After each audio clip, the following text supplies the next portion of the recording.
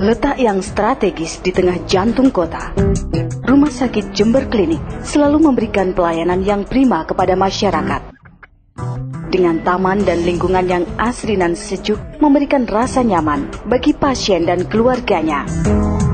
Rumah Sakit Jember Klinik ditunjang dengan fasilitas ruangan yang bersih dan ber-AC, kamar mandi di dalam, juga dilengkapi oleh kelengkapan teknologi kedokteran yang modern. Senyum keramahan dan pelayanan sepenuh hati dari tenaga medis dan para medis yang profesional memberikan kepuasan bagi masyarakat Jember dan sekitarnya. Percayalah, layanan prima adalah tujuan kami.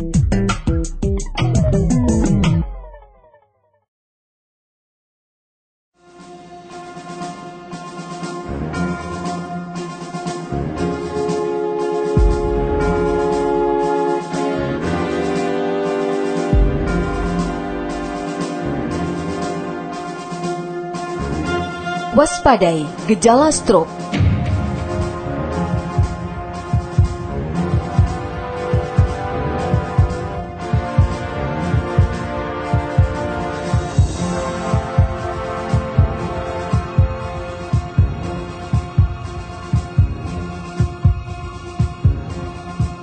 Stroke bisa menyerang siapa saja. Dulu penyakit stroke hanya menyerang pada kelompok lanjut usia atau lansia. Kini stroke juga mengancam generasi muda yang masih produktif. Sebagian besar kasus stroke terjadi secara mendadak dan sangat cepat, dan menyebabkan kerusakan otak dalam waktu beberapa menit. Di Indonesia, stroke merupakan penyakit yang tingkat risiko kematiannya sangat tinggi. Stroke merupakan penyakit pembuluh darah otak, dikenal dengan istilah cerebrovaskuler. Stroke dibagi menjadi dua jenis, yakni stroke iskemik yang terjadi karena penyumbatan pembuluh darah oleh lemak. Akibatnya aliran darah ke otak minim atau terhenti. Stroke hemoragik terjadi karena pecahnya pembuluh darah di otak.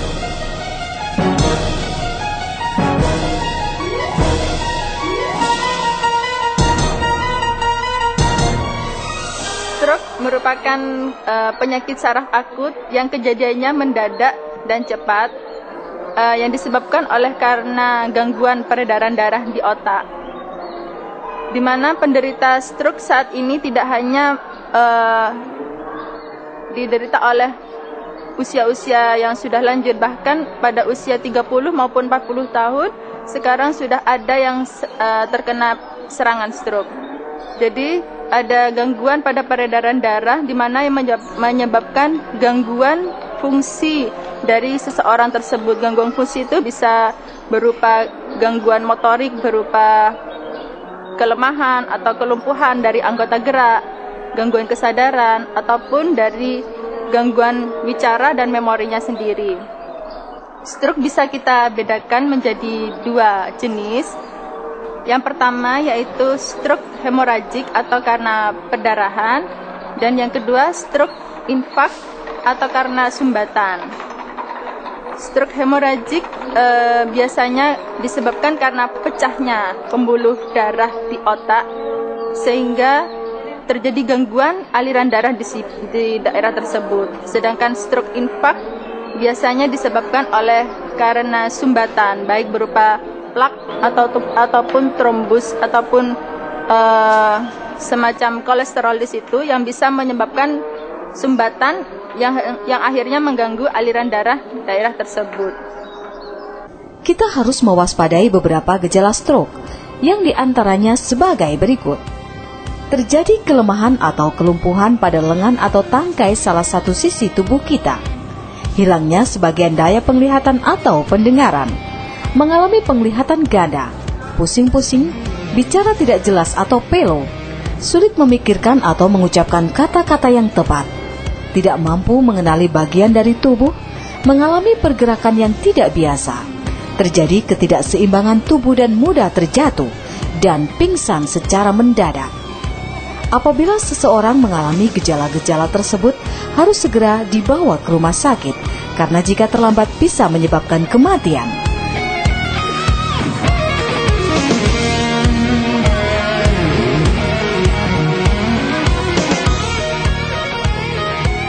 Bagi mereka yang terserang stroke akan mengalami gangguan fungsi tubuh di antaranya 80% penurunan total gerakan lengan dan tungkai, 80-90% bermasalah dalam berpikir dan mengingat, 70% menderita depresi, 30% mengalami kesulitan bicara, menelan, membedakan kanan dan kiri. Stroke bisa menyebabkan pembengkakan otak.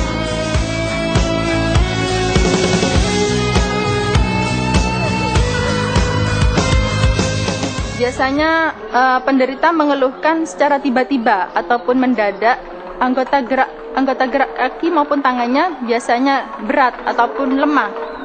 Bahkan pada yang ekstrim bisa sampai terjadi kelumpuhan.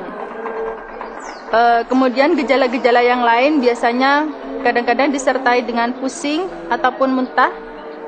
Bisa disertai bicara yang pelo ataupun bibir mulut penderita biasanya ada yang istilahnya menceng atau perot. Itu semua disebabkan karena aliran darah ataupun peredaran darah di daerah otak yang terkena tersebut biasanya terganggu. Kelompok yang berisiko tinggi mengalami stroke diantaranya mereka yang memiliki kebiasaan merokok, baik perokok aktif maupun pasif. Selain itu, orang yang sering mengkonsumsi makanan yang tidak sehat, seperti fast food atau junk food, kegemukan, kurang olahraga, dan sering mengkonsumsi minuman beralkohol. Faktor-faktor risiko apa saja yang memungkinkan terjadinya serangan stroke tersebut?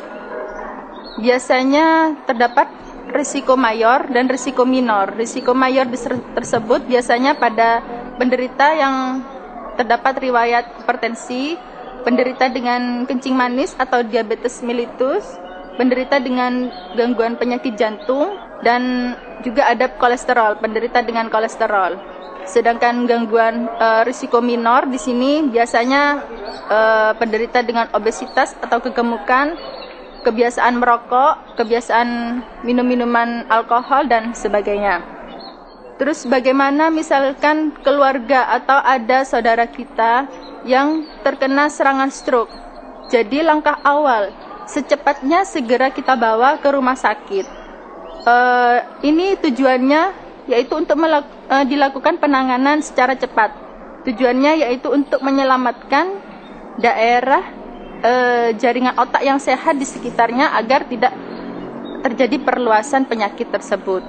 Nanti di sini kita lakukan penanganan dengan diagnosa berdasarkan klinis dan pemeriksaan fisik, juga mungkin didukung oleh pemeriksaan penunjang, di mana kita di sini Rumah Sakit Jember Klinik sudah tersedia alat yang namanya CT scan, yaitu untuk memotret otak, memfoto otak.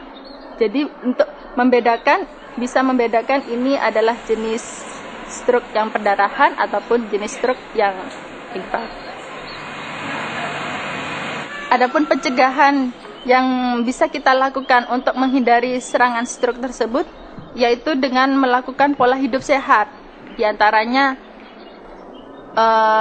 menghindari stres, makan makanan yang bergizi, pola hidup yang teratur, misalkan makan teratur, istirahat yang cukup.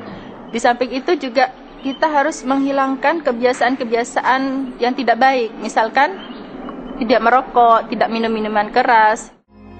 Sebenarnya penyakit stroke dapat dicegah sejak dini dengan menerapkan pola hidup sehat, berolahraga secara teratur, tidak merokok, dan menghindari stres yang berlebihan. Selain itu, cek kesehatan Anda secara rutin ke rumah sakit untuk mengendalikan kadar gula, kolesterol, ataupun lemak. Sesibuk apapun, kita harus menjaga kesehatan dengan baik. Hidup bebas tanpa stroke merupakan idaman semua orang.